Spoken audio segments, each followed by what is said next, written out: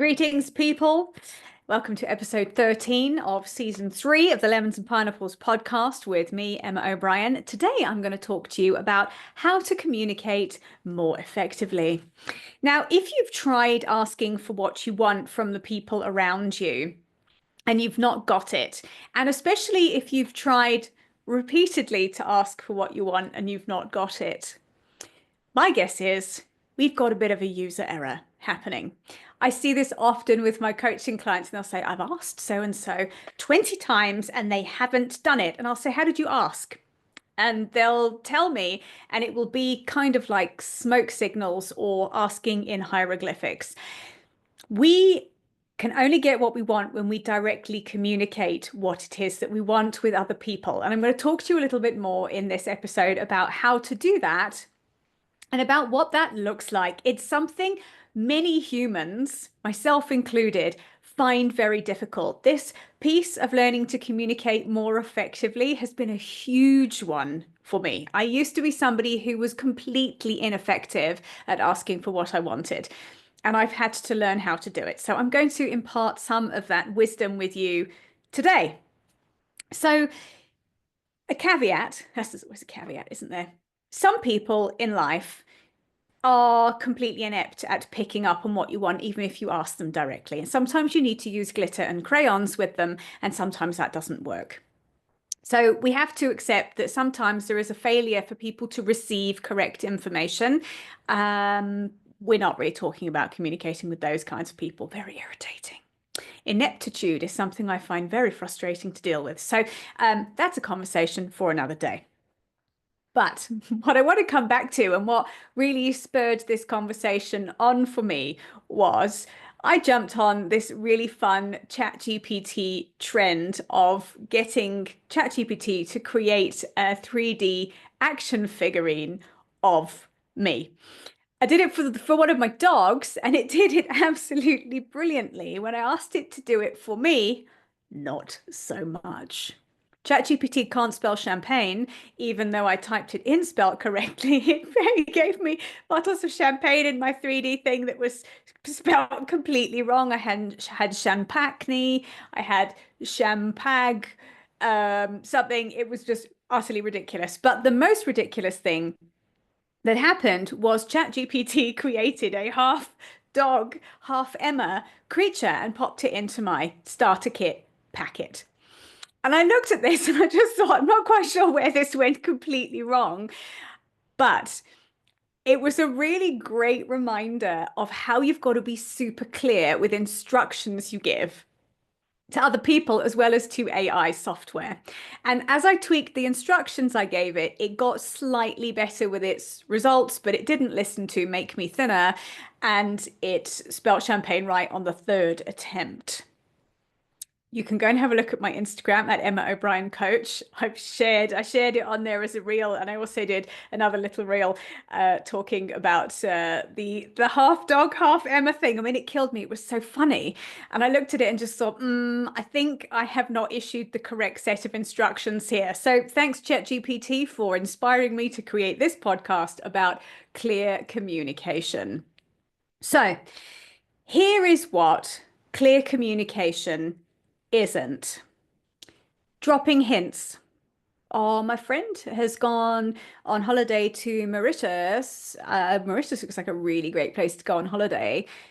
Saying that to your partner, especially if your partner is a straight man, they're not going to pick up that you want to go to Mauritius. If you want to go to Mauritius, you need to say to your partner, darling, really like to go to Mauritius on our next holiday. That is how you have to communicate. Well, I have found that, especially with my husband.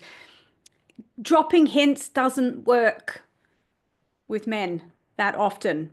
Sorry, folks, if there's a man listening who picks up on hints, just drop me a message. I'd love to hear from you. You can come and guest on the podcast and tell me about that. But dropping hints is not clear communication. You won't get a need met by hinting at it. Passive aggressive comments.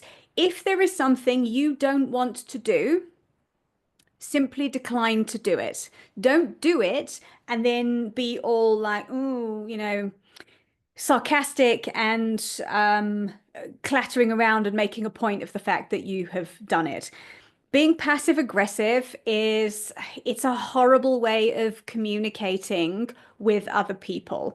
It's much better to be direct, which we're going to talk more about, but we struggle with directness. I've found this is it the more I am aware of my own communication style and kind of how to pick up and improve it, the more I've become aware of watching other people's communication styles. And you won't get what you want by being sarcastic about it and by being passive aggressive about it. So if that is you, learn to stop it. And if you're being passive aggressive because of a boundary violation that you are unable to put down, it's time to learn to set your own boundaries and respect your own time and energy. Asking via other people. If you need something, ask the person you need it from. Don't ask someone else to ask the person and then wonder why it doesn't happen. Hoping, hoping somebody is going to pick up on a hint maybe you've dropped, hoping someone's going to notice by the look on your face what you need doing, hoping by leaving a sink full of dishes that someone's going to notice and magically wash them, hoping that someone's going to empty a dustbin that's magically overflowing and you're waiting for it to be dealt with, are not good ways of communicating. I had remember a great example when my daughter was still living with us, and she's now 21, so this was when she was about 19. And she would go and just add dishes to the sink. And my husband and I would both sit and go, for crying out loud, it was a little bit more stronger language we used than that, but why does she do that? Why does she just add more stuff to the sink? Why does she not look at it and say, oh, look, the sink's full. Maybe I'll wash up. And I asked her about it and she said, Mummy, if you want me to do the washing up, just ask me. I mean, out of the mouths of babes. But she's right. How often in life do we do stuff like where we're dropping a hint, like leaving the bin overflowing? Maybe my husband will notice. Maybe he won't. And maybe it's not a slight at you that he doesn't. Men operate very differently to women. If you want the bin emptied, ask for it to be emptied. End of story. Stop winding yourself up and waiting for somebody or hoping someone's going to notice that you want something doing. Waiting, same thing, waiting for someone to notice, give that a rest. Expecting someone to mind read. I think one of the phrases I know I have uttered, he should know. He should know to behave better. He should know to do that. And yes, sometimes people should do better and people do let you down. And one shouldn't have to ask for certain things in relationships. I 100% agree with that. And that is the point at which you pack your stuff and you leave. If you've got someone who really is so inept at meeting a basic need that they don't, get rid, start again, go find somebody else. However, sometimes people don't know what they don't know, and we often expect, especially partners, we expect them to mind read. And if you, again, this comes down to if you have a need for something, you have to speak up about it if you want it to be met, and it isn't being met by that person, and they're not picking up on your smoke signals that you're emitting. Blaming people, telling people that their behavior is the cause of your unhappiness, and then expecting them somehow to shift it is not going to get you what you want. Often we avoid the elephant in the room. There'll be something happening. I mean, as I said, what I'm sharing here is as valid at work with relationships with children as it is with intimate partnerships. Apply the nuggets here into your particular set of circumstances. But avoiding talking about something and hoping it's going to go away, it won't go away. Elephants in rooms that are skirted round generally just get bigger. They don't magically get up and walk off. So you have to learn to address a problem, notice it, and often we make problems bigger in our own minds than they actually are in reality. And the longer you leave talking about something, the bigger the elephant grows, and the bigger the problem grows, and the bigger we make it in our minds. So it really is about learning to speak up and address things. And the last thing that I want to share here in what clear communication is not, is sending messages or emails rather than having a proper conversation with people. You cannot pick up tone on an email or a WhatsApp or a text message. You can intonate tone, but you can't pick up tone. You can, you can make a lot of assumptions about it. It's really easy. I think especially this happens in a work environment. It's really easy to communicate in writing and then start CCing a bunch of other people in, especially if you're annoyed about something, rather than having a frank and direct conversation with one person. We tend to create drama doing that. I had a coaching client a while ago, and one of the things she had a toxic situation at work with there was a weird kind of triangular dynamic happening between her and a couple of other co-workers, and she felt like they were sort of ganging up on her a little bit, and she felt like left out and ostracized, and there was lots of emails happening and so's CCing so and I just said, where are their offices? Are you in different buildings? No, they're in the office next door. So why don't you just get up from your desk the next time something comes in and just go and say, do you have 5 minutes to have a conversation about this? Nipped in the bud, sorted. That is what happened. And also, when we have other people being passive aggressive with us, which is, I think, often what's happening with written communication like that, as soon as you confront somebody by having either a face-to-face or picking up the telephone and having a conversation with them, you nip that in the bud. We are very brave behind a keyboard, and then you'll find that when you're in a space where you can see somebody, you can read body language, you can hear tone of voice, you can actually smooth things out very, very quickly.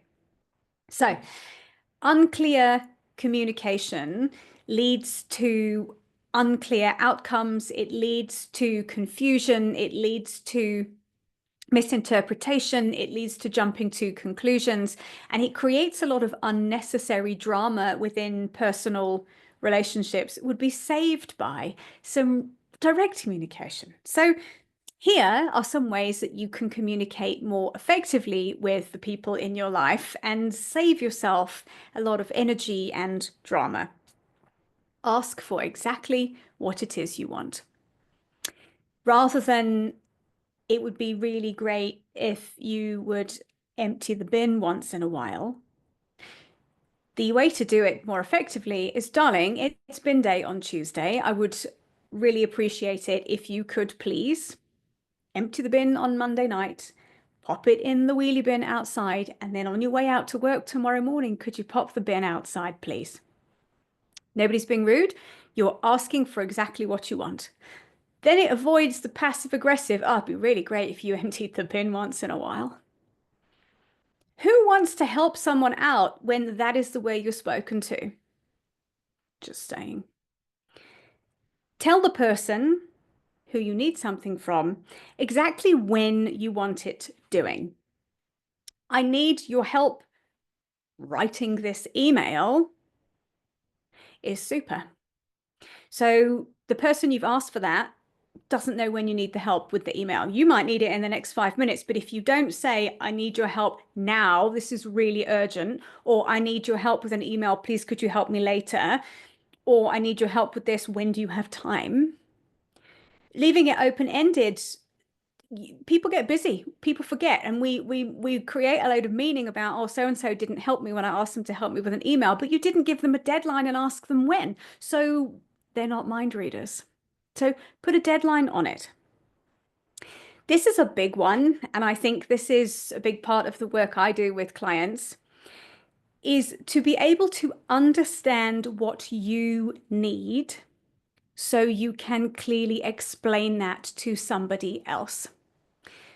Often, especially in our intimate relationships and our close relationships, we don't get what we need from the other person. We feel resentful, we feel neglected, we feel angry, but we can't really explain to them what it is we need them to do instead, because we haven't done the introspection to be able to understand why, when my partner doesn't do this, why does it make me feel angry? What wound is that triggering? When you can understand what you need from another person, You can then articulate it. But if you don't understand your own needs, it's impossible to articulate them to somebody else. And as we have discussed, if you can't articulate them to somebody else, they cannot meet them for you because they won't be able to automatically know what you need. Valuable, valuable lesson.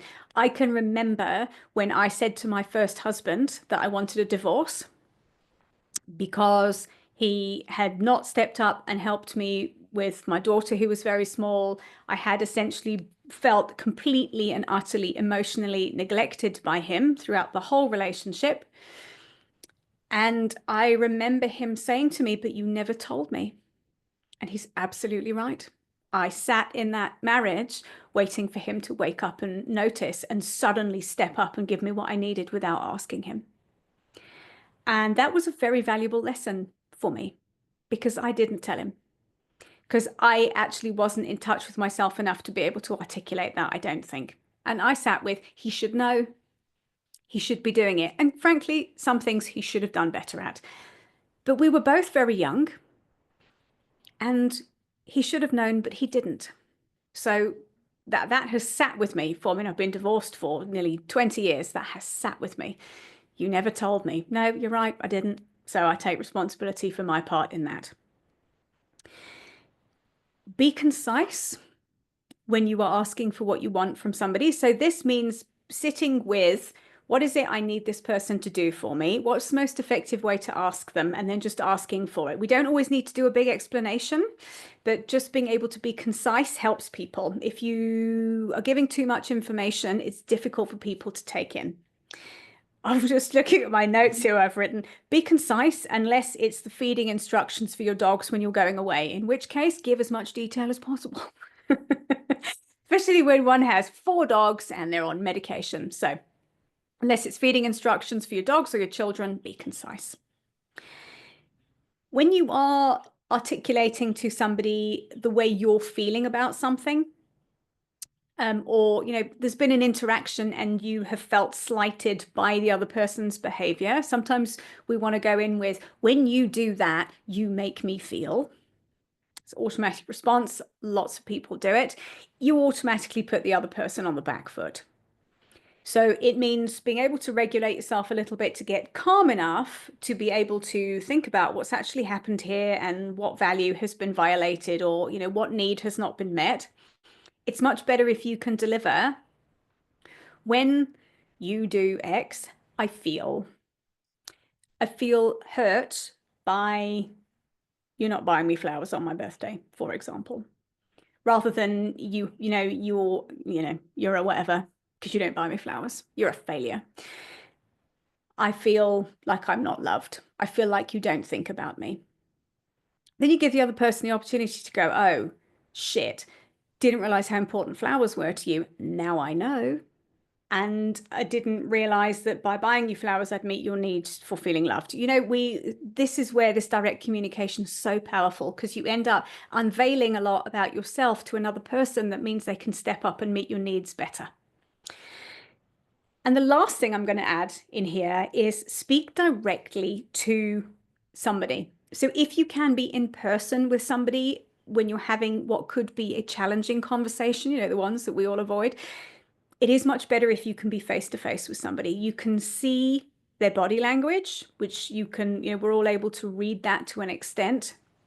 You can hear the tone of voice. You can see what's happening somatically for them. You also have the opportunity to be able to adjust your behavior and adjust your energy accordingly when you're with somebody. So I think that is always first prize if you are in the attempts to resolve something, or you're trying to have a conversation that's perhaps a little bit challenging for you and possibly the other person, possibly a bit conflicty. If you can be with that person, it's much easier to get it dealt with. Second prize, pick up the telephone. These are things we avoid because I think we're so afraid of how's the other person going to react, what's going to happen here.